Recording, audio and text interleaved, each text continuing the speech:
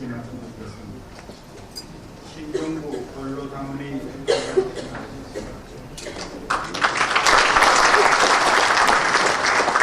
남태동 인천 경실련 부모님이 나오셨는데요.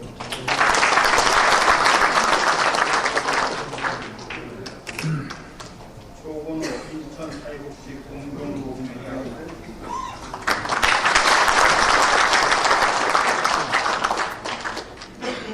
김병상 시민이 나오셨어요? 나오게 앉으시고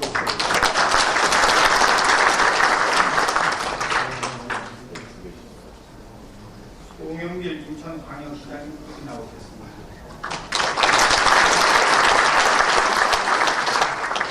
유수용 인천시의회 의장께서 나오셨습니다. 윤석윤 인천광역시 행정부시장이 나오셨습니다. 김준영 인천광역시 정무부시장께서 나오셨습니다.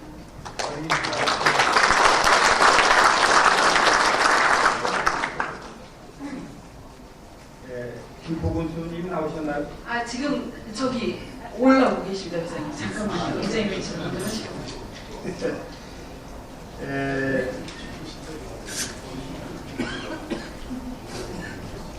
인천에서요. 인천이 대학 진학률이 낮고 교육 문제로 해서 여러 번 매년 여론이 일등하고 했는데 교과별 우수 100대 학교 중에 우리 한국에요 7개가 인천에서 합격이 됐습니다. 그 중에 여기 고등학교 교장 선생님이 몇 분 나오셨는데 소개를 해 올릴 테니까 좀 더 오늘은 사실 교장 선생님을 중심으로 해서 소개해 올리기로 저희들은 계획을 했습니다. 좀 크게 격려하는 더 열심히 더 많은 제자들을 좋은 제자들을 키워달라고 박수 주시는 것 같습니다. 논영고등학교 이덕호 교장 선생님 나오셨습니다. 만수고등학교 소영석 교장 선생님 나오셨는데요. 부강고등학교 모택산 교장 선생님 나오셨습니다. 신안고등학교 이성국 교장 선생님 나오셨습니다. 인안고등학교 이정수 교장 선생님 나오셨습니다. 지금 다시 한번 일어나시죠. 그 자리에서 좀 일어나 주세요. 지금 소개하신 분. 좀 크게 박수 주십시오.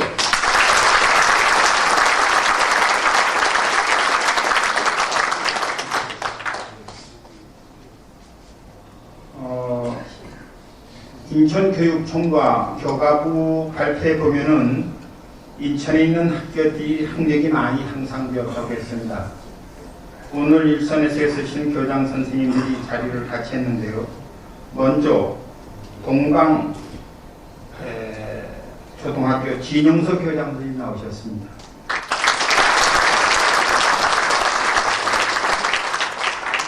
동암중학교 권태국 교장 선생님 나오셨습니다.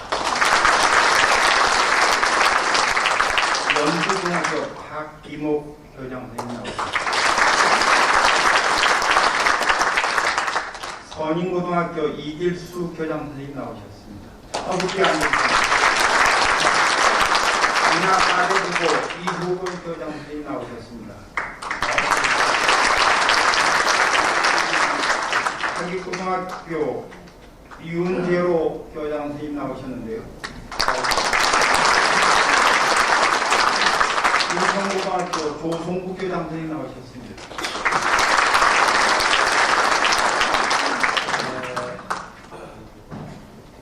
지금 인사 받으신 분 다시 한번 또 일어나시죠. 그럼 일어나서 박수 받으세요.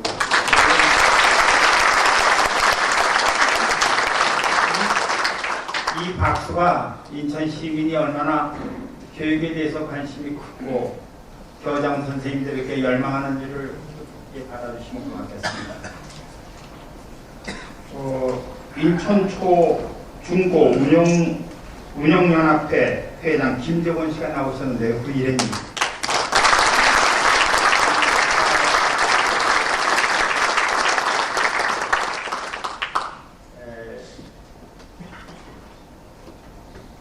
인천 교육이 좀 더 매년 나아지고 있다고 그러니까 마음이 놓이고 있습니다. 2011년 자유경제 입법상 수상을 한 이윤성 국회의원이 나오셨습니다.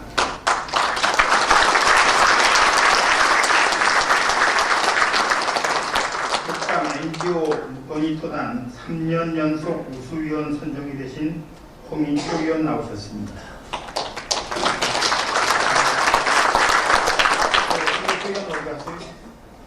아까 오셨던데.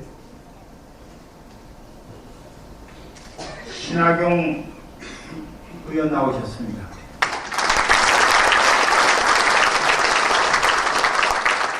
문상현 의원 나오셨는데.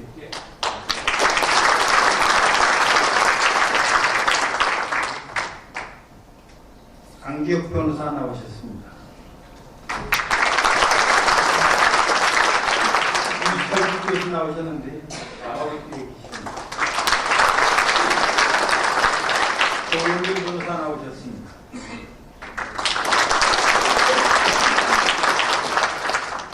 윤관석 씨 나오셨는데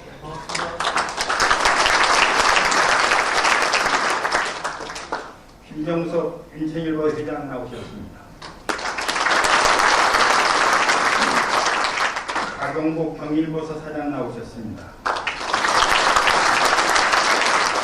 김풍열 경기일보 사장 나오셨습니다. 권혁철 경인방송 ITV 사장 나오셨습니다. 한창훈 교일보 사장 나오셨습니다. 김영수 인천 사랑과 인천 문화 대표 나오셨는데 자 어디 앉으십니다. 그리고 제가 김광식 상공회수 회장이 나오셨는데 깜빡했습니다.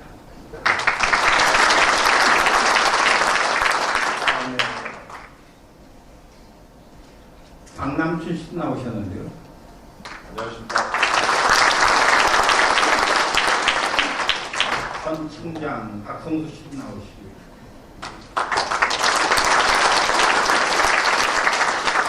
김영복 선생님도 나오시고요. 정정 선생님도 나오시고요. 홍영사 교수님도 나오시고 인천노동연합회 사무총장이신 유학훈님도 나오시고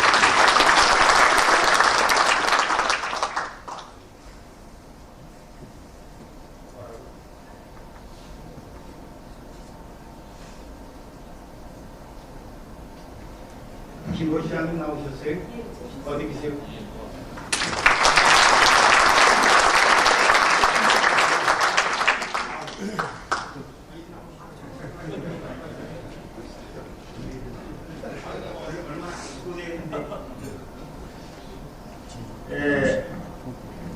김포 시장님을 송영길 식당이 모셔온 거로 저는 알고 있습니다. 오늘 이 모임에.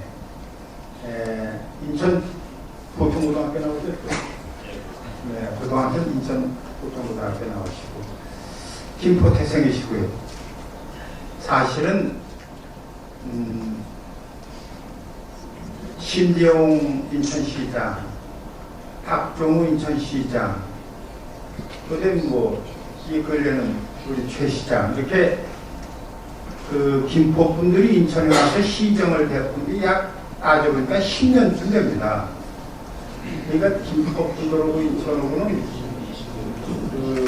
정말 아주 가까운 그런 입장이신데 제가 이렇게 보시는 자리에서 소리 한번 더 하겠습니다. 지금 청와대에 계신 대통령께서 세월문화재단을 방문했을 때 인천 사람을 많이 입각시키고 인천 사람을 많이 투명한다고 했습니다. 그것도 한두 사람 앞에서 그런 게 아니고 많은 참모들들 앞에서 한 200여 명이 넘는 우리 정혜영 선생도 그때 그 옆에 계셨으니까. 다 박수 치고 했습니다. 근데 그 후에 인천 사람들이 이 가꾸는 일이 거의 없어요. 그래서 동아일보 편집국장을 지냈는데 인천 사람입니다. 누구라고 말하진 않겠습니다. 그 사람한테 제가 귀하는 대통령 가까운 사이고 또 무슨 위원회 위원인데 어떻게 약속을 안 지키는가 가서 인천에 누구가 그러더라고 얘기를 해주시게 그렇게 얘기를 했습니다. 글쎄 알겠습니다. 그러더니 언젠가 와서 하는 얘기가 제가 얘기를 했습니다. 했더니 대통령께서 왜 우리가 인천 사람 안 썼느냐 썼다 그러더래요. 그래서 누굴 썼습니까? 했더니 유정복 장관을 안 썼느냐. 사실 유정복은 인천서 태어나서 인중제고 나오고 인천서 근무하다가 김포 가서 군수시장으로 국회의원했죠. 그래서 제가 웃으면서 그래 유정복은 인천 사람이지 이렇게 웃고 말았습니다. 예, 우리가 인천 권역을 넓히려고 그런 게 아니라 지금 그러면 넓혀서 얼마나 힘듭니까? 그런 게 아니라 김포, 강화, 인천이 서로 같은데 그게 끊어져 있잖아요. 그러니까 사무소, 길 뭐 이런 게 전부가 서로 의논해야 되고 어렵습니다. 우리가 광화를 가더라도 경기도를 거쳐서 가잖아요. 옛날에 김포가 김포 평화가 있었으니까 김포공항, 목동까지가 다 김포였지만 지금은 다 서울에 뺏기고 지금이야말로 조금 남았는데 이것을 이번에 행정개혁 때 같이 한번 인천과 연계해서 좋은 뜻을 이루어보자 아마 이렇게 인천시장께서도 가지고 있고 김포시장께서도 가지고 있는 것 같습니다. 난 이제 내용은 잘 모르고 인터넷에 들어가 보니까 그런 게 있었는데 저는 김포시장께서 이렇게 와주신 거 고맙게 생각을 하면서 오늘 제가 1분 스피치하는 대신에 우리 김포시장께서 잠깐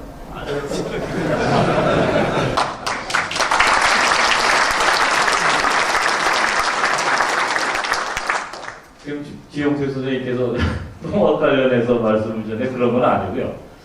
이제 세월문화재단에서 이렇게 조천강에 매월 한 번씩 하는데 송영길 시장님께서 초청해 주셔서 한번 들어왔습니다. 또 인천에 많은 분들 오고 오늘 또 제가 경기도의원 할 때 우리 지사님으로 계셨던 임창열 경기도 회장님께서 이렇게 오셔서 또 반갑습니다. 또 인천에 많은 분들 제가 고등학교 때 은사님도 여기 계시네요.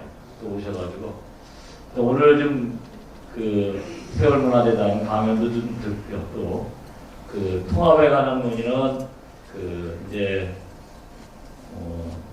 대통령 직속기관으로 지금 행정체제개편 추진위원회가 있는데 지금 물건은 김포 강화 통합 논의가 있었습니다. 그렇지만 저희 김포 입장에서는 어떻든 생활권이 좀 갖고 그러기 때문에 이런 부분에 대해서 통시적 차원에서 논의를 좀 하려고 합니다. 오늘 하여튼 강의 듣고 또 송 시장님 뵙고 좀 말씀 좀 나누겠습니다. 감사합니다.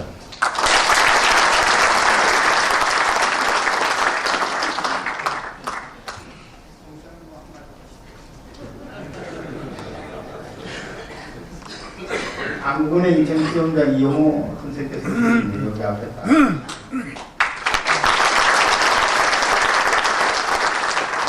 인천문화재단 신각섭 씨도 오시고 김영 선생님도 오시고 이 강의가 끝나고 난 다음에 다시 시작하겠습니다. 감사합니다.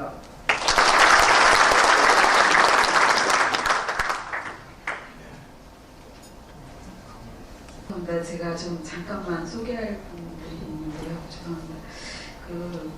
인천에 포스코가 이전을 해서 인천에서 많이 지금 활약을 하고 있는데요. 여기 최진호 사모님 잠깐 일어서시죠. 포스코가 자원봉사대상 국무총리상을 수상했습니다. 항상 저희 최진호 사모님, 저쪽에 계십니다. 인천의 대표적인 앉으시죠. 인천의 대표적인 GM 대회 주석범 성님 나오셨나요? 예, 2011년 남인시청 보건복지부 임남재 박사님 어디 계시죠? 임남재 박사님 대한적 십자사 인천지사장을 오래 하셨는데 이번에 중앙위원으로 선정되셨습니다. 이영근 부시장님 오셨죠? 이영근 인천공항 부사장님. 예, 이제 인천공항이 세계 최고의 공항으로 명예전당에 등극을 했습니다. 인천의 자랑이 아니라 우리나라 자랑이 됐습니다. 요새 어려운 구정을 살피시는 전현선 첨단님, 제가 잠깐만 좀 전현선 첨단님, 조택상 청장님 오셨고, 동구의 조택상 청장님, 남석 청장님 시간이 많이 가는데 죄송합니다. 여기 신세계의 김봉호 점장님 오셨는데요. 아주 활발하게 하시다가 이제 새로운 분한테 넘기고 이제 이민사차 참석하셨습니다. 네, 여러분 격려 박수. 진행하겠습니다. 오늘 히로시마와 부산 그리고 시민경제에 대하여 말씀해 주실 분은 성공회대학교 오석훈 교수이십니다. 선생님은 연세대학교에서 경제를 공부하시고 파리 10대학 대학원에서 경제학 박사학위를 받으셨습니다. 그리고 전 세계적으로 이슈가 되었던 유럽의 1000유로 세대, 미국의 빈털터리 세대, 일본의 비참 세대, 그리고 한국에서는 88만원 세대가 사실적으로 큰 공감을 가져왔죠. 그런가 하면 또 다른 문화와 생태의 영역에 대해서 우리에게 끊임없이 많은 의미를 주시는 분입니다. 요즘은 히로시마와 슈투트가르트 도시를 보면서 지역 경제의 축을 어떻게 잡을 것인가 이런 한 분의 깊이를 더하시는 오석훈 교수님을 소개합니다. 환영의 박수 부탁드립니다.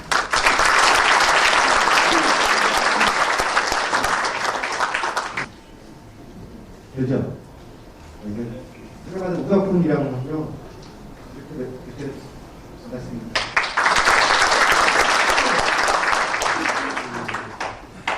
길지 않게 하려고 하는데요. 저는 개인적 소개를 하면은 YS 정부 때는 재벌사 현대에 있었고요. DJ 정부 때는 정부에 있었어요. 총리실에 일을 했었고 이한동 총리 있을 때 있었죠. 근데 제 위에 있던 국장님은 지금 금강원장님, 권혁세 원장님이고 그 바로 위가 김진표 일단 원내대표였고요. 그 위는 장상 총리 선임 때 그때까지 정부에 있다가 노무현 정부 들어왔을 때는 그만두고 나왔어요. 나왔고 그 뒤부터 계속 그때 밖에 있고요. 오늘 말씀드릴 거는 2005년도에 제가 그때쯤 생각해보니까 한국이 이렇게 망하는구나라는 생각이 들었어요.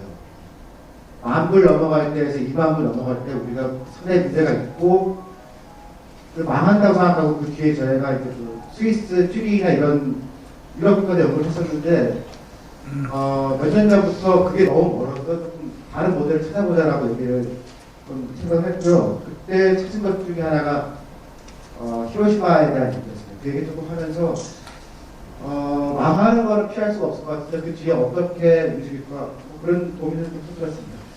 먼저 더 사진 보시면요. 지금 사진 보고 내가 말씀드릴게요. 지금 앞에 보이는 데가 그러니까 히로시마예요. 히로시마고요. 저 앞에 보이는 성이 히로시마 성이고 히로시마하고 부산을 제가 비교하려고 처음에 마음을 먹었던 거는 제가 올해 45인데 제가 아직 노벨상 탈 수 있는 만한 책을 낸 게 없거든요. 그래서 논문책을 하나 준비를 해서 히로시마 부산이라는 지역경제를 제가 노벨상 준비하려고 딱 생각할 때 잡은 거예요. 지금 보이는 성은 히로시마 성이고요. 거기가 부산하고 공통점은 부산이 짧지만 전쟁 때 우리나라 행정부가 다 가르친 적이 있었잖아요. 근데 마찬가지로 히로시마도 청일전쟁 치르면서 천황도 저기 와 있었고 일본 입었고 일본 전체가 여기 와 있던 적이 있었어요. 인쇄할 때는 오사카 성을 만들었고 저기는 이제 청일전쟁 치르면서 한국을 먹을 때 전쟁을 치렀던 데고요. 그래서 여기가 일본 군수의 핵심이기도 하고 그랬죠. 저희가 원자 폭탄 맞으면 그 자리에 싹 날아갔어요. 넘겨주세요. 넘겨주세요. 네, 계속 넘겨주세요. 그 다음에 지금 보이는 저 건물은 히로시마 버블의 상징이에요. 그래서 히로시마도 원폭 뒤에 새로 만든 저 건물 위에다가 우리나라랑 똑같이 그냥 부동산 올렸어요. 그래서 저게 히로시마 건물 상징이라고 하는 건데고요. 네, 다음. 네, 여기는 히로시마하고 한국하고 제일 크게 다른 게 우리는 시민병원이라는 게 없죠. 저기 지금 보이는 게 히로시마 시민병원이거든요. 우리로 치면 뭐 도립병원, 내지는 뭐 시립병원 같은 데인데, 그러니까 우리한테는 시민이라는 개념이 사실 없어요. 그러니까 시에 살면 시민인데, 가장 제가 지방에서 이제 이렇게 읍면 지역에 가면은 힘든 게 시민이라는 얘기를 하면은 여기는 시 아니라고 그런 사람이 있잖아요. 그러니까 유럽이라는 의미에서 시민이라는 말은 우리나라에 아직 없고, 근데 진짜로 시민이라고 하는 거를 체화한 도시가 몇 개 없는 아시아에서 히로시마가 그렇습니다. 그러니까 인천의 시에서 하는 병원 이름이 뭐예요? 네. 그게 시민병원인 거가 진짜 히로시마 사람들이 생각하는 다음 장면. 네, 여기는 다 원폭 맞았던 데인데, 그러니까 히로시마 경제의 가장 기축이 되는 2km 이상 되는 시장이 있어요. 한국은 지금 이런 시장들을 버티기 어렵죠. 그 다음에 여기는 아까 히로시마 섬에서 봤던 오기 때 조기가 다 보통 복원된 거죠. 이건 약간 눈물 나는 얘기인데요. 피폭 수목이라고 부르고 우리나라에서 피폭나무라고 하는데 1945년 원폭을 맞고 나서 히로시마가 사실 굉장히 좀 시골이라서 사람들이 원폭이 뭔지를 몰랐대요. 원폭이 뭔지 모르고 근데 그날 많이 죽은 사람들이 원폭 맞고 난 다음에 그날 비가 왔는데 밤에 검은 비가 오고 하네요. 블랙레인이라고 부르는데 그게 오기만 했던 사람들을 마셨다는 거예요. 마셨고 그 마신 사람들이 대부분 죽었죠. 그만큼 원대락이 뭔지 잘 몰랐던 글씨인데 그 뒤에 사람이 다시 살게 될지 혹은 뭐가 피어날지 전혀 몰랐다는 얘기예요. 근데 유카리 나무 하나가 저 막 살았어요. 살아서 그 이듬해 다시 잎이 났을 때 일본 사람이 울었다고 그러더라고요. 그래서 저 유카리 나무가 피폭수목이라서 피폭 상징이 되는 거예요. 이건 그 설명입니다. 그다음 그 옆에 기념관. 이게 한번 돌려서야 되는데요. 이게 히로시마 얼반시티 타워라고 되어 있는 일본 사람들이 히로시마가 그러니까 우리가 저 위에 도시를 세웠는데 결국 이렇게 버블을 해서 무너지게 되었다라고 할 때 그 상징으로 쓰는 건물이에요. 그러니까 동경 경제가 무너진 거는 교도 버블이라고 하고 히로시마는 이거 히로시마 버블의 상징인데 높지가 않아요. 35층 되는데 이거 하다가 망했다라고 히로시마 사람들이 주로 얘기해요. 네, 이거는 저 오세훈 시장 제가 비판하려고 찍어둔 사진인데요. 스포츠도 얘기 좀 할게요.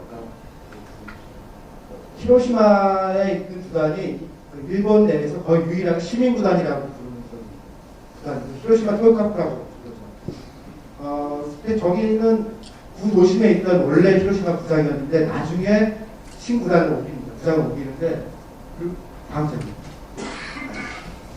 앞에 잠깐만. 네, 저기는 고쳐가지고 다시 유소년들하고 청소년 구장으로 쓰려고 하는 걸로 알고 있거든요. 한참 공사 중인데 전 세계에서 야구장을 부셨던 나라는 한국밖에 없어요. 동대문 부셨던 건데 일본도 어지간히 포괄했는데 야구장까지 부신 나라는 지금 서울밖에 없거든요. 그런 얘기. 네. 그다음에 이거는 히로시마 평화 박물관 이게 원폭 맞은 다음에 히로시마 모습이고요. 저기 오른쪽에 보이는 돔 하나가 지금 살아남았어요. 전화랑 전기 쪽 건물 같은 걸 안 쓰고요. 이렇게 막 나서 저 위에다 세운 거예요. 그러니까 어떻게 보면은 전쟁을 크게 겪은 도시가 한국의 경우에는 방어하기 위해서 군사도시였던 데가 부산이고 그 다음에 사실은 그 굉장히 중요했던 군사도시였기 때문에 북한을 맞은 데가 히로시마였고 그런 동선이 있었어요. 넘어갑니다. 그때 남았던 피폭 바로 직후의 사진. 그러니까 저 위에 도시를 만들면 어떻게 만들까라는 그런 고민들을 같이 해보고 싶었던 건데요. 아마 한국에는 저렇지 않은데 경대로 보면 지금도 피폭 맞은 거랑 똑같은 상황이 지금부터 2, 3년 내에 펼쳐질 거라고 생각해요. 지금은 굉장히 많은 것들이 불미한 것 같고 그게 어떤 경우에 같이 연결될 것인가 이게 제가 갖고 있었던 다음 넘어갔어요. 이거는 그러니까 진짜로 그 사람들 도시의 애정을 갖는데 어떤 건지 그걸 우리나라 찍은 건데요. 벽을 아주 매너를 뚜껑해요. 히로시마 근처에 가면은 히로시마 토요카프라고 하는 동양공업이죠. 그거를 그려는 매너리 있거든요. 그냥 색깔을 바꿔가지고 저런 도시에 가면은 지역마다 그 지역에 무슨 학교가 있다, 무슨 뭐가 있다라고 해서 매너를 뚜껑 모습이 다르거든요. 그러니까 우리는 저런 것들을 그냥 도급공사를 해서 뭘 하면 좋겠다는 얘기를 시민들이 얘기를 하거나 고민하는 이유가 없어요. 근데 진짜로 그 지역의 시민들이 뭔가를 사랑하는 거다라고 느꼈던 게 굉장히 인상이 강했어요. 이거는 새로 만든 마츠다 도시라고 하는데요. 제가 지역과 기업 간의 관계를 얘기 드리고 싶어서 찍은 건데, 마츠다라는 회사가 혼다에 비하면 10분의 1 정도 됩니다. 좀 작은 회사고요. 저게 히로시마 전체를 먹고 살리지 못해요. 그러니까 거꾸로 보면은 마츠다가 그 토요카프라는 팀을 운영하는 돈이 없으니까 사람들이 출단했거든요. 그 시민, 그러니까 완벽한 의미의 미국식 시민 구단은 아니고 그러니까 주주가 있고 시민들 주주인데 거기 새로 만든 보험이에요. 과학적. 이거는 우리식으로 치면은 뭐 농산에 있는 카메라 생각 같은 건데 거기에 뭐 힘내라고 토요카프 그러면 그거를 가는 거고요. 어느 정도냐면은 저게 일본이 실제로 그 제로금리거든요. 제로금리인데 은행에서 저 부산에 해당하는 부자에 예금을 하면은 1% 정도 이자를 내줘요. 그러니까 엄청난 거거든요. 이거는 식첨이라고 되어 있고 우리식의 농협에다가 식품관리공단 같은 게 있다고 보시면 되고요. 그러니까 일본 농업에 대해서 제가 제일 부러워하는 건데요. 그 지역마다 그 식탁이 있고 여기서 농업교육이라는 겁니다. 그 농업교육에 대한 프로그램을 하는 거죠. 저게 그 초등학교 5학년들 학교 급식에서 농업교육을 어떻게 하는지에 대한 사진입니다. 저건 제가 여러 번 우리나라 얘기했어서 아직도 조를 못한 건데요. 그러니까 이렇게 돼 있어요. 우리나라 이제 학교 급식 시작했는데 조금 더 있으면은 학교 내에서도 농사를 지어서 약간 인근에 사자라고 그런 거죠. 지금 5학년 학생들이 보통 이제 음식을 했었다. 농사를 지어서 그걸 가지고 급식에 충당을 하고 1학년한테 배식도 해요. 저는 우리나라에서 좀 해보자라고 제가 수년째 얘기했는데 공무원들은 반응이 있어요. 그거 하면 좋겠다라고 얘기했는데 진짜로 못한 거는 학부형들 반대가 심해서 못했어요. 학부형들 두 가지 의미를 받는다는 것. 첫 번째는 바빠서 안 된다는 거예요. 초등학교 5학년이 토끼 뭐고? 말도 안 돼. 두 번째는 진짜 가슴 아픈 얘기인데요. 학부형들과 만약에 농사를 짓겠다가 자기 아들, 딸이 정말로 농사가 자기 적성에 맞아서 농사를 짓는다고 국가수입 줄 거잖아요. 근데 저는 누구나 조금씩 농사를 적어놓으면 좋다고 생각하는데 사실 농사를 지었는데 자기가 딱 책임지면은 그게 맞는 거 아니에요? 이상한 게. 저는 그런 생각을 했는데 우리나라 학부형들이 반대가 심해요. 오늘 못해요. 방학자입니다. 얘는 마찬가지고요. 그다음 이거는 그냥 제 고양이 좋아해서 찍은 건데요. 저 고양이가 세계적으로 유명한 고양이에요. 딴 게 아니고 피코 고양이라고 얘기하는 거죠. 쟤네들도 몇 대 올라가면은 택을 맡았잖아요. 그 고양이들 어떻게 택을 얻어주세요. 제가 고양이 키워가지고요. 다른 나라 가서 고양이들이 저보고 저예요. 그다음에 이거는 히로시마에 되게 유명한 만화 도서관이라는 데가 있어요. 별건 아니고 2층짜리 건물인데 실제로 들어가 보면은 만화 기성 작가들이 해놓은 그런 것보다 그 지역의 초등학생들이 그린 그림이나 만화 같은 걸 전시해 주는 거거든요. 저게 중산층들이 주로 사는 곳인데 히로시마 아까 말한 성에 산 건너편에 있어요. 여기는 폭탄 안 맞았고 그래서 이제 중산층 도시가 되어 있는데 실제로 거기에 보면 우리나라 같으면 도서관은 저런 거는 유치층 해놨을 거 아니에요. 그렇게 안 해놓고 실제로 작게 해놓지만 문학들에 많이 쓰고 있는 차례예요. 다음 장. 너무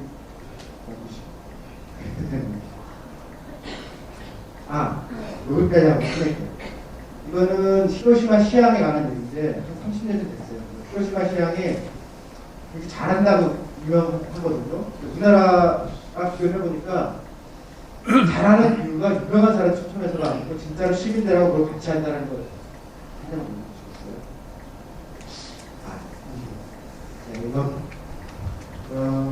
여기서 1년에 2번씩 정기 공연하는데 우리는 안 하던 게 뭐냐면은 여기도 한 입장료 한 5, 6만 원 해요. 싸진 않으니까 중고등학생들이나 가난한 청소년들 보기 어려워요.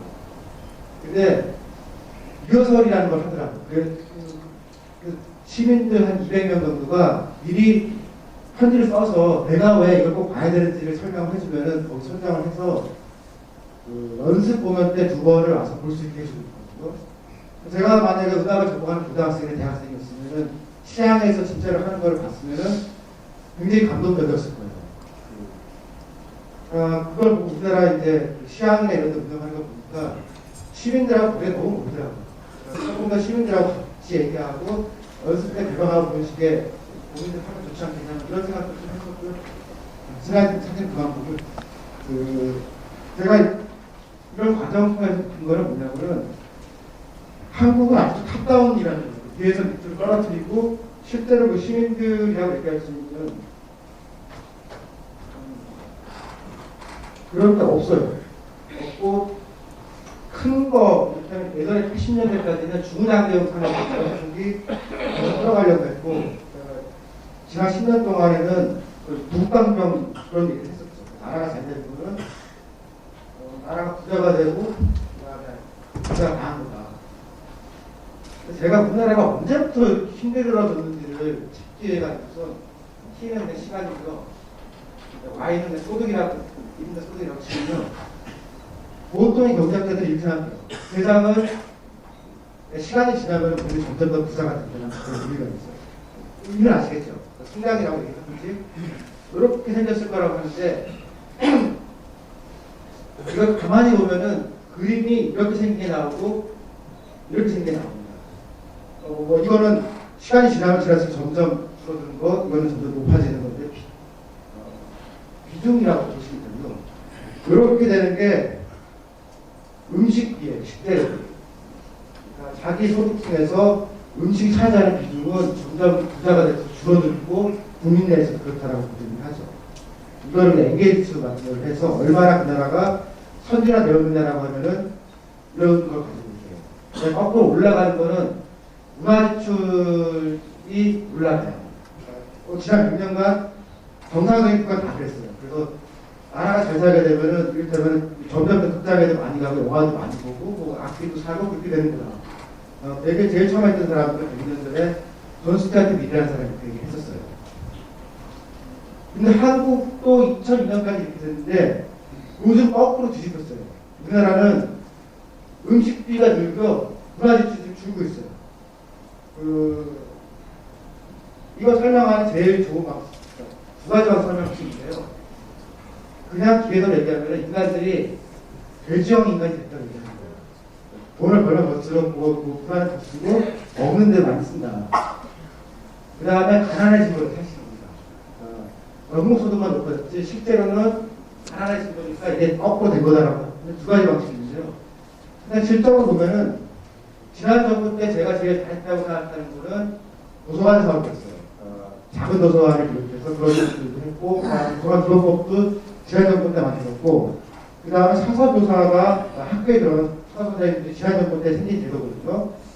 이번 정부에는 사서 선생님 한 명도 안 들었어요. 이게 중요한 사업이라고 하면 그게 여사님 맡은 사업이었습니다. 연한 여사님이 개인적으로 도서관을 쓰기 때문에 이때는 도서관이 국가의 실제로 중요한 사업이었거든요. 이번 정부는 뭔지 아세요? 여사님 맡은 사업. 한식 세계화예요.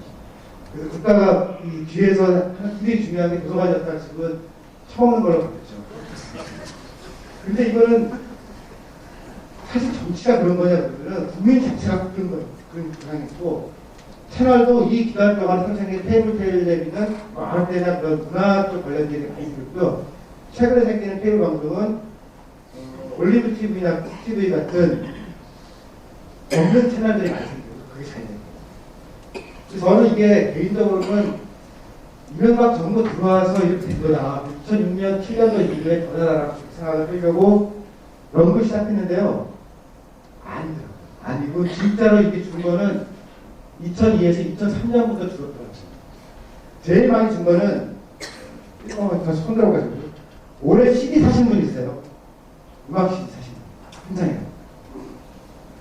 뭐 사셨어요? 약간 분 계신. 그러면 DVD를 사신 거예요. DVD, 영화. 한 분 안 계시죠? 극장 가신 분. 돈 내고 하신 분. 2002년부터 지금까지 가장 많이 준 거는요, CD, LP, DVD 등 음반 DVD가 제일 많이 줄었습니다. 그래서 이게 이때 가구당 월 900원이다가 작년에 보니까 300원으로 줄었어요. 300원이면은 1년 모으면은 이게 한 4,000원 되는 거 아니에요? 3년 모으면 15,000원 안 되죠. 그러니까 우리나라 가구는 평균적으로 3년을 모아서 CD 한 장 안 산다는 거예요.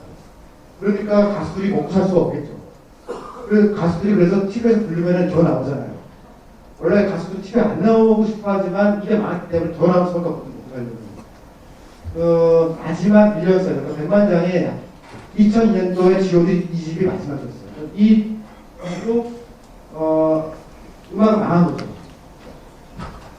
똑같은 방식으로 탭 구입비도 줄었고요. 다 줄었어요. 다 줄고 영화가 조금 더 버텼는데 영화 관련된 걸 2007년까지 버티다가 2007년 이후 영화도 준비된 위기예요. 그래서 이렇게 보시면 영화는 괴물 나왔을 때까지가 진짜로 클라이맥스였고 기어 나오는 순간에 망하니까 시상은 그렇습니다. 그렇게 돼 있고요. 안 준 거는 2002년부터 지금까지 문화 중에서 애완동물 관리비가 조금 늘었어요. 사람들이 고양이 많이 키우고. 그 다음에 또 많이 든 거는 카메라 구입이 많이 늘었어요. 2배가 됐더라고요. 사진기들은 엄청 사신 거죠. 그래서 정부에서 얘기할 때 문화재출비가 줄지 않았다라고 얘기를 하는데 하나 까보니까 사진기가 늘어가지고 는 것처럼 보이고 나머지 다 줄었거든요. 그 두 가지를 합쳐보면은 인터넷에 고양이 사진이 굉장히 많이 늘어난 거죠. 사진기를 샀고 고양이를 키우니까 갖다 찍는 거거든요. 그러니까 이렇게 보면은 우리나라가 지금 문화가 우울하고 정부가 이런 순간에 개인들이 대로서 주니까 어려워진 거예요. 어려워지니까 이거를 외국에 나가서 하는 수밖에 없으니까 그거를 한류라고 하는데 한류는 우리 잘 돼서 가는 게 아니고 망해서 가는 거라고 보는 것이죠. 음반 규모를 얘기하면은 우리나라가 한 4,800만 되나요? 4,800만 되는 한국의 음반 시장 규모하고 800만 되는 스위스 음반 시장 규모가 같아요. 그러니까 우리가 진짜 엄청 안 보이고 나머지가 같은 방식이라고 보면 돼요. 근데 이게 부자가 돼서 하고 보면은 아니 좀 아닌가. 2002년부터 줄어드는 게 똑같은 패턴을 보이는데요. 저축률이란 단수가 이거랑 딱 맞아요. 그러니까 한국은 저축이 굉장히 많았던 거예요. 이유가 어쨌든 간에 이렇게 보시면 생각해요. 1999년이 IMF 경제 위기 때 그때도 우리나라 저축률이 19%로 미국, 그러니까 일본, 한국이 저축률이 1위에 났거든요. 2010년도에 우리나라 저축률이 3%입니다. 근데 기업 저축률을 그러니까 총으로 하면은 총 저축률은 아직도 이건데요. 한 17쯤 돼요. 근데 여기에 기업을 빼고 개인만 놓고 보면은 3%밖에 없거든요. 그러니까 개인 3%를 저축하는데 올해 물가 상승률이 4%잖아요. 그러니까 우리나라 개인들은 지금 실제로 가난해지고 있어요. 이거 빼면 안 돼요. 근데 이 기업 총저축률을 맞춰서 개인의 저축률이 쭉 떨어져서 이렇게 이거의 전기점이 2023년도였거든요. 그러니까 이유는 모르지만 개인을 놓고 보면 우리는 2023년부터 가난해진 거예요. 가난해서 저축하기 어려움이 없어진 거고 그 사람들은 계속해서 가난해진 거예요. 그렇게 얘기하면은 아까 말씀드린 설명이 되죠. 그러니까 CD나 이런 걸 덜 사고 극장에 덜 가는 거는 우리가 부자가 됐는데 돼지가 된 게 아니고 가난해진 거예요.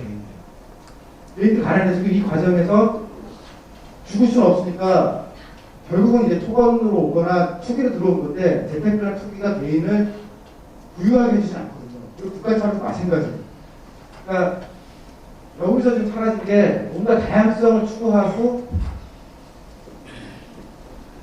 요즘은 이제 그 크리에이티비티라고 얘기해서 창의성, 창발성, 뭐 참여성 얘기 많은데 그렇게 넘어갔어야 되는데 우리가 별로 그렇게 하지 않고 비문화적인 길을 걸어갔던 거죠. 이걸 똑같이 해석을 해보면은 도서관 예를 들어 아까 그 히로시마 만화도서관 한번 보면은 지금 우리가 도서관이 늘었어요.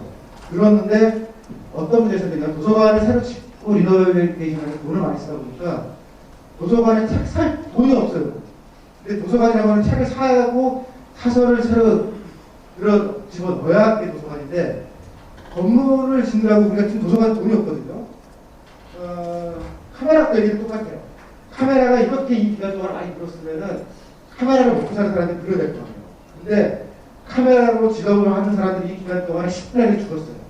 제일 큰 이유는 신문사에서 더 이상 신문사가 가난해지니까 사진기를 안 뽑더라고요. 사진기사가 이 동안에 거의 늘지 않고 그 다음에 잡지사가 사진기사들을 먹고 사는 주로 큰 곳이었는데 이 기간 동안에 잡지사가 어려워지니까 잡지사에서 기자들을 내보내고 비정규를 바꿨죠.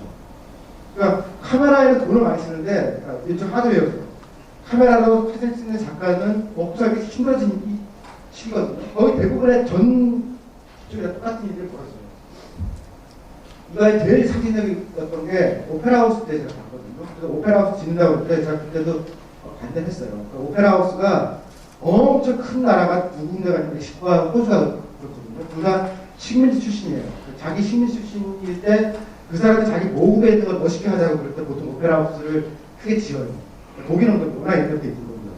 그래서 이거는 우리가 식민지 생각이다라고 막 반대를 했는데 그 오페라, 우리 오페라 다니는 분이 저한테 그러더라고요. 이거는 우리나라 오페라계의 수건이니까 반대하지 마라. 그래서 하고 싶은 대로 하라고 제가 가만히 있었거든요. 그리고 지었고 두 번째 오페라 짓는다고 할 때가 노들섬 짓는다고 할 때였거든요. 근데 이 10년이 지나고 나니까 어떤 일이 벌어졌냐면요. 오페라 하우스는 사실 건물일 뿐이고 진짜 오페라라는 건 오페라가 아니잖아요. 근데 국립 오페라단이 운영비가 없다고 잘라버렸어 사람들. 비정규직을 바꾸고 그리고 잘랐거든요. 그러면은 오페라 하우스에 아무 때나 지어도 되고 완전 돈 있으면 지어도 되는데 국립 오페라단은 그게 진짜 아니다라고 생각이 들었거든요. 지금 대부분의 과정들이 이 입장 똑같아요. 그러니까 건물에는 돈이 있는데 그 건물을 운영하는 사람들한테는 돈이 없는 거죠. 그래서 제가 오페라 하우스 얘기를 듣는 게 그때 마지막으로 듣는 게 그거였어요. 그럼 오페라 하우스 하지 말고 차라리 각 지역에 200~300명 와서 중고등학생 공연할 수 있는 공연장을 100개 짓자라고 얘기를 했거든요. 그렇다면은 토가 조건은 똑같은데 각 지역에 있는 조그만 공연장에는 거기 운영하는 사람들이 붙을 거 아니에요. 국립 오페라단이나 그런 사람들이 거기 가서 직업이 생길 거니까 차라리 그런 방식으로 하자라고 얘기를 했는데 결국 오페라 하우스 치고 말았죠. 아까 이제 그 히로시마도 먹으려서 부러진 것처럼 한국도 그렇게 될 거다라고 생각을 해요. 그러니까 왜냐하면 개인들이 문화 쪽에 지출을, 그러니까 문화만 줄인 게 아니에요. 사교육을 제외한 대부분을 다 줄였어요. 그리고 또 하나 약간 느끼는 게요. 지하경제라는 게 있습니다. 블랙마켓이니까 눈사람 가면서 뭐 빼는 거, 얘들은 뭐 정신들 집도 왔다 갔다 하는 거, 뭐 이런 거 다 지하경제인데요. 이게 70년대에는 65%까지 갔어요. 박정희 때는 65%가 우리나라 지하경제니까 진짜로 못 살아있는 거죠. 80년대에는 정부한 때는 그냥 50대 내려와요. 내려오고 DJ들 노무현 때까지 해서 이게 18% 정도 내려오거든요. 그러니까 이게 10%대까지 오면은 선진국이라고 합니다. 미국이나 이런 데는 전체 GDP 10% 정도가 지하경제고 우리나라 18%는 좀 높죠. 그러니까 이 중간에 뒷돈도 나고 뭐 음성도 거래되고 그러는데요. 2007년 이후에 쭉 내려오다가 2008년부터 이게 올라가요. 무슨 얘기냐면 이게 계속 내려와야 이게 정상인데, 그러니까 지금 현장으로 들어와서 이게 올라가거든요. 그러면 음성적 거래도 많아지고 사회도 부패해졌고 깡패들도 그렇다는 거죠. 그리고 수출도 많이 가죠. 근데 이게 룸사롱 같은 경우는 이거는 사실은 지하경제 높아지면 룸사롱 높아질 거라고 봤는데 작년부터 룸사롱 매출액이 줄어들었어요. 그러니까 올해 작년 수출하면은 룸사롱이 한 3조 5천 돼요. 공식적으로 생겼을 때 그렇고 무도장이라고 있죠. 나이트클럽이나 이런 데가 5천억 4조 정도가 남들 수천억 노는 데 들어가는 거거든요. 네, 근데 너무 힘들다 보니까 지금 룸사롱에 관련된 돈도 올해는 줄 거라고 추정하고 있어요. 그래서 한국에 있는 사람들이 아가씨들을 내보내고 그 외국 진출을 지금 한다고 해요. 눈사람이 한류하는 거에서 머리가 떨어질 뻔했어요. 결국은 이런데 마지막으로 눈사람도 주고요. 작년부터 사교육비도 주고. 그러니까 이런 거는 진짜 안 줄 거라고 하는데 눈사람 사교육비 이런 걸 주는 거는 맨 마지막에 주는 건데 이것까지 줬으니까 현 상태를 1, 2년 더 가면은 개인 소비를 더 주고 이런 것까지 줬거든요. 그럼 맨 마지막 남은 건 뭐냐면은 샤넬 하나 남은 거예요. 샤넬 하나. 혹시 여러분께서 좀 샤넬 물건 집에 있으신 분 있어요? 어떻게 해야 그 TV 광고 중심가에 광고를 하면 그게 고급이라고 하는 것도 있잖아요. 리프로레 명품이다 그런 광고들. 그 대뻥이에요. 왜냐하면 리프로레 명품은 진짜 명품은 TV 광고에 나오지 않아요. 그러니까 텔레비에 광고를 했다는 거는 보통 TV는 중산층용 물건들을 광고를 하거든요. 그러니까 TV에 나왔다고 하면요 배나 타고 사는 거예요. 그래서 샤넬, 루이비통 이런 거는 TV 광고 안 나오죠. 광고가 좋은 건 아니고 진짜로 이제 고급 패션이나 아니면 길거리에 광고하죠. 삼성에서 인천공항에 샤넬 루이비통 유치한 거는 사실 좀 마찬가지라고 보는데 나라가 진짜 중간병으로 가서 망할 때가 되면은 결국은 이런 거만 남고 나머지 문화에 대한 건 다 죽거든요.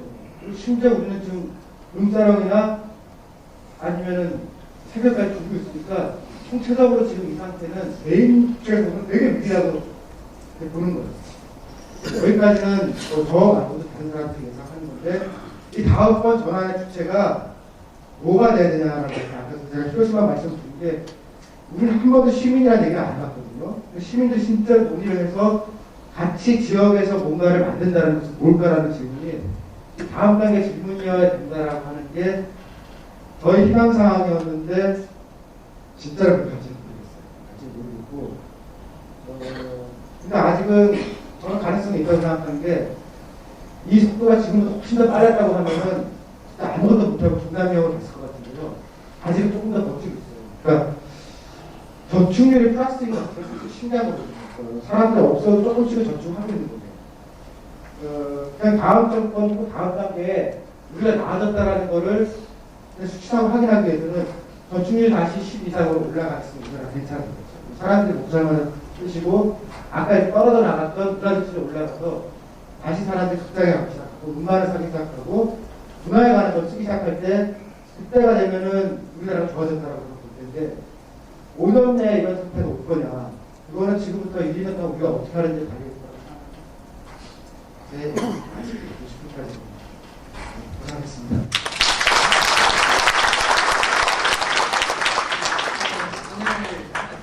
말씀 주셨는데요. 예, 잠깐만요. 교수님 말씀 중에서 궁금한 사항이 있어서 아까부터 지금 질문 받겠습니다. 우선 궁금한 사항 질문 답변하도록 하겠습니다.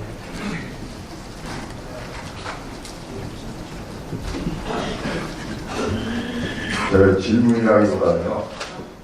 제가 그 노무현 정부 때 5년간 국정에 참여했었습니다. 특히 국정상황실장 시절이었는데 강사님께서 아까 2023년부터 왜 갑자기 그렇게 됐는가 모르겠다 원인을 정확히 말씀을 하셨는데요.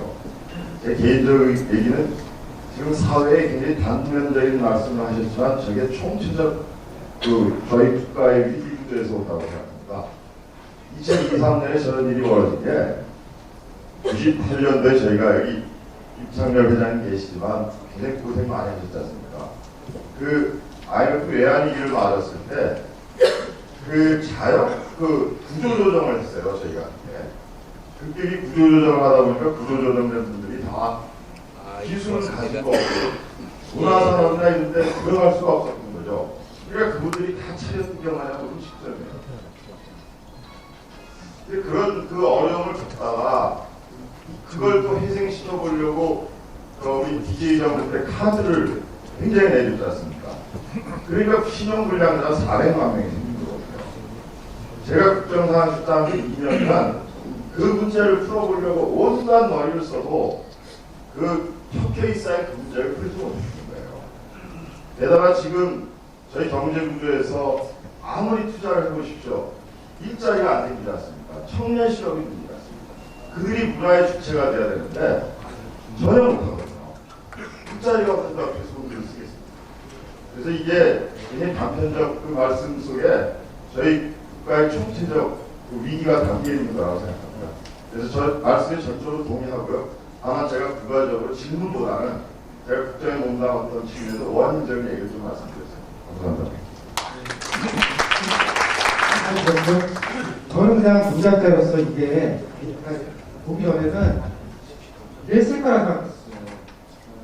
2007년 그래서 노무현 정부 때까지는 잘 버티다가 2008년 글로벌 금융위기쯤 한색이 떨어지지 않았을까라고 그런 생각을 하고 그러고 하다 보니까 생각보다 굉장히 비싸다고 해서 놀랐던 거죠. 왜냐하면 여기 때 만불 넘어가면서 중간부까지 왔습니다. 실제로는 좋은 변화가 있었다라고 이제 해야 되는데 막상 무한지수 같은 거를 잡아보니까 그렇지가 않더라고요. 그래서 그거는 말씀하신 그런 여러 가지 문제들이 있을 텐데 저가 진짜 잘못했다고 생각하는데요. 그때 위기가 왔을 때 그때 문제다라고 얘기를 막 해줘야 되는데 저도 사실 그때 통신이 그럴 때인데 이렇게까지 문제가 있는 줄 몰랐습니다. 지금 와서 보니까 예, 다른 분 하시겠습니까? 이쪽에 박우섭 청장님 질문 한 분만 더 받겠습니다. 교수님께서 그러시면은 그거를 시민들의 어떤 의식이나 인식의 문제라고 보는 것인지 아니면은 어떤 그 경제적으로 부의 문제가 떨어졌기 때문에 어쩔 수 없는 현상이라고 보시는 건지 그 부분에 대해서 어떻게 보세요? 그냥 조심하게 얘기하면요. 한국에 있는 뉴스들이 이렇게 있고요. 그 다음에 아까 조금 전에 히로시마라고 하는 일본 사람, 그러니까 제가 그 히로시마 병원 들렸다. 시민병원이라는 거를 의식 같은 거다라고 그래요. 또 하나 제가 더 비교하면 슈트가르트라고 하는 독일 도시예요. 슈트가르트는 우리식으로 치면은 강원도의 태백이나 그런 데쯤 해당돼요. 그래서 원래는 독일 농업이 한참 좋은데 탄광 같은 거를 이제 공급하던 수출하는 곳이었거든요. 망했죠. 그러니까 공업화가 끝나고선 다음에 넘어가니까 이제 석탄 같은 거 하던 도시가 버틸 수가 없잖아요. 그래서 완전히 망한 도시가 히로시마도 망한 도시, 여기도 망한 도시인데 여기 뭘 했냐면은 진짜 그 생태적인 거는 그 모두 시범도시 못했었어요. 그래서 근데 오늘 폐광촌 자체를 상태적 전환을 해서 사람들한테 좋게 보이게 만들자라는 게 그 단천을 느꼈거든요. 이명박 서울시장 때 바람피를 낸다고 이렇게 아파트 어떻게 한 적이 있었잖아요. 그때 그 바람피나 이런 대부분의 것들의 원형이 나온 데가 슈트가르트 중에 하나예요. 여기도 시야가 굉장히 잘 돼 있어서 포스콘에서 슈트가르트에 있던 첼코 오케스트라를 3년 전에 초청한 거를 적이 있었는데 그런 도시인데 망했던 도시가 생태적인 측면으로 전환시켰는데 그때 그 주체가 똑똑한 애들 다 떠났어요. 다 떠나고 베를린을 가고 돈을 넣어서 떠나고 그래서 얘기하면 그 동네에 그냥 살았던 청년들이 일단 그런 거죠. 똑똑한 사람이 다 떠나고 아무도 없는 그 탄광 도시에서 생태적 발전이라는 걸 이제 잡았는데 그렇게 해서 여기가 삶의 질을 이렇게 할까요? 살기 좋아졌어요. 그러니까 오염도 별로 없고 숲도 많고 그래서 유럽 전역에서 독일 내에서 그 다국적 기업의 임직원이 살고 싶어하는 도시 1위가 됐어요. 그래서 그냥 이 도시에 있으면 아프지도 않고 깨끗하고 그냥 그렇다라고 해서 여기에 BMW 등 다국적 자동차 회사 본사들이 일어섰어요. 그래서 공장을 딴 데다 놓고서 본사가 제일 많이 들어가는 곳이었거든요. 그 과정이 너는 시민들이 움직였던 거라고 생각하고, 그러니까 어떻게 보면은 공장 유치보다 본사 유치 같은 데 성공한 건데, 우리 같았으면 이제 기업 본사를 유치하자고 막 그랬겠죠. 그랬는데 그렇게 안 하고 그 지역을 살만한 상태 도시 바꾼 거예요. 바꾸고 나니까 뭐라고 안 그래도 그냥 그 본사들이 없거든요. 그러니까 우리는 이제 아빠들이 막 결정하잖아요. 어디 갈지. 근데 유럽만 해도 부인하고 자식들이 그게 중요하거든요. 그러니까 아빠들이 놀기에는 베를린이 놀기 좋죠. 돈만 해도 재미가 없는데 자식을 키우고 같이 있기에는 슈트를 굉장히 좋은 도시거든요. 저희가 생각하는 그 시민이라는 것은 이렇게 조금 더 나가면 정치권이라고 표현하거든요. 그러니까 휴먼 세틀먼트라는 얘기는 이미 아시겠죠. 살기 좋은 곳. 반대되는 개념은 관광입니다. 조금 더 나가면 이제 약간 원하는 곳까지 나가서 그래서 같이 이런 거예요. 우리가 도시를 만들 때 그 도시가 누군가 와서 관광하기 좋은 도시로 만들 거냐 아니면 살기 좋은 도시로 만들 거냐 이게 때때로 반대로 가요. 그러니까 그럼 아예 같은 경우 관광하기 안 좋은 도시면 계속 와요. 호텔도 못 가고 자꾸 오거든요. 근데 관광이 좋은 도시를 만들면은 실제로 그 지역의 부자들이나 고급적인 사람들은 나가요. 나가고 수도가 관광객이 있으면 안 돼. 거꾸로 한 거죠. 여기는 정신권을 참 높인 거거든요. 거기가 진짜 살기 좋다고 그러면은 그 다음에는 고급 시민들이 오게 됩니다. 그때 가난한 사람들 같이 살기 편한 거예요. 그 얘기 말씀하고 끝냈대요. 삼성 간부들이 사업편에서 살지 않더라고요. 저는 거기 살 줄 알았는데 그 옆에 일원동에 보면 삼성 아파트가 있거든요. 삼성 간부들이 주로 거기 살아요. 거기에 술집이 거의 없어요. 술집이 거의 없고 호프집도 9시에 부자들하고 그 사람들 얘기해서 12시까지만 하고 그걸 닫거든요. 그러니까 진짜로 강한 사람이나 부자들은 자기 동네에는 자식들 키워야 되니까 술집도 없게 하고 식당도 없게 하거든요. 근데 타워팰리스 근처는 그렇지 않죠. 사람도 많고. 그럼 진짜로 사는 건 어디냐고 유연동 삼성 아파트인 거거든요. 그러니까 어떤 도시를 만든다 그럴 때 시민들이 살기 편한 도시를 만들면 정치권이 높아지고 그게 스투트가르트나 히로시마 부대 같은 거예요. 근데 거꾸로 가면은 정말 못 살던 사람들이나 그런 사람들 편해지고 길게 보면 거기가 몰락하게 되잖아요. 예. 직전에 어려운 얘기입니다. 고생하셨습니다.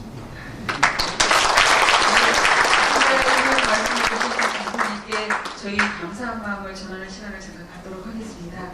이쪽 강사님 잠깐 아래로 내려오시고.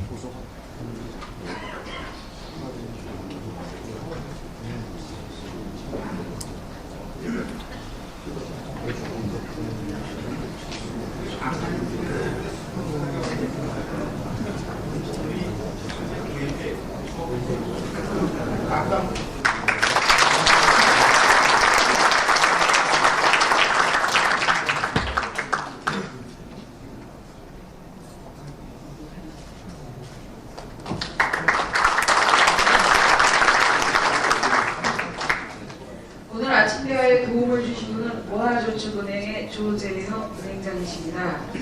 모아저축은행은 1971년 설립 이래로 42년간 은행장님 잠깐 앞쪽으로 나오시죠. 42년간 성장, 수익, 건전성과 건실한 재무구조로 명실상부한 우리 인천을 떠나서 경인 지역의 대표적인 금융으로 자리매김 있습니다. 우선 감사를 드리고요.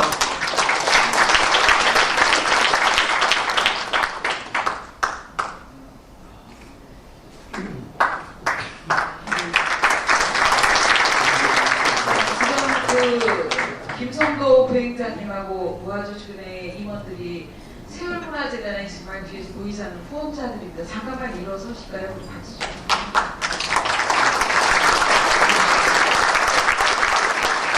새해 첫날 금융 달력이 집에 들어오면 부자가 된다는 소문인데 오늘 달력까지 준비해 주셨으니까 나중에 가실 때 챙겨주셨으면 좋겠고요. GNS에서도 달력 준비해 주셨습니다. 아까 조금 좀 소두가 길어서 그랬는데 저희 세월 가족 중에서 좀 내년에 바쁘게 움직일 식구들이 있어서 또 바쁜데도 이 자리에 참석해서 잠깐 소개해 올리겠습니다. 서준서 위원장님 오셨고요. 초대 대변인 하신 윤광석 대변인도 오셨죠. 김성진 통합 김성진 선생님도 오셨다고. 세월문화재단 후원의 운영위원이면서 변호사 하시는 조영규 변호사님 오셨는데 조영규 변호사님 한번만 더 하고 마치겠습니다. 이 자리에 특별한 분이 오셔 계십니다. 2012년부터 인천 예술을 또 무용 쪽의 예술을 담당하실 우리 손인영 감독님 오셨는데요. 여러분 격려의 박수 부탁드립니다. 27일 오후 이분은 차량 이동 좀 부탁드리겠습니다. 여러분께 잠깐 안내 말씀드리겠습니다. 오늘 이 자리에 입장하실 때 여러분 나눔 문화의 상징인 사랑의 열매를 하나씩 다루셨습니다. 이거는 여러분들이 한 해를 마무리하면서도 항상 마음에 있지만 또 여러분이 몸담고 계신 회사, 단체에서 동참의 뜻이 있으시면 정말 어려운 이웃에 좋은 일이 될 것 같습니다. 아침 일찍부터 그 사랑의 열매 식구들이 와서 사랑의 열매도 담아드렸고 그 다음에 또 홍보물도 준비했습니다. 여러분 그들이 하는 일에 좀 성과가 좋게 많이 협조를 좀 부탁드리겠습니다. 한 가지 더 말씀드릴 것은 올 한 해 우리 세월문화재단에서 하는 죽산 조봉암 선생님 동상 권리 활동을 시작을 했는데요. 오늘 현재까지 3,265명에 5억 3,670만 원, 세월문화재단에서 준비한 1억을 더하면 6억 3,670만 원이 조성되었음을 보고드립니다. 저희가 3월 아침에 300회를 기점으로 모금을 시작했는데 10달 동안 짧은 시간 동안에 저희가 5억 3,600만 원, 정말 인천 시민의 힘입니다. 구청 직원 3,000원, 2,000원서부터 시작해서 개인의 몇천만 원에 이르기까지 이렇게 후원해 주신 여러분들께 진심으로 감사드립니다. 제가 소개를 늦춰서 자꾸 눈이 맞을 때 이현웅 변호사님, 예, 죄송합니다. 이현웅 변호사님을 놓쳤습니다. 올 한 해를 보내면서 여러분들이 세월문화재단과 함께 하셨기 때문에 저희가 계획했던 사업을 실수 없이 놓침 없이 잘 이루었습니다. 나중에 보고드리도록 하고요. 2011년 12월 세월 아침 대화 순서를 모두 마치겠습니다. 여러분 감사합니다.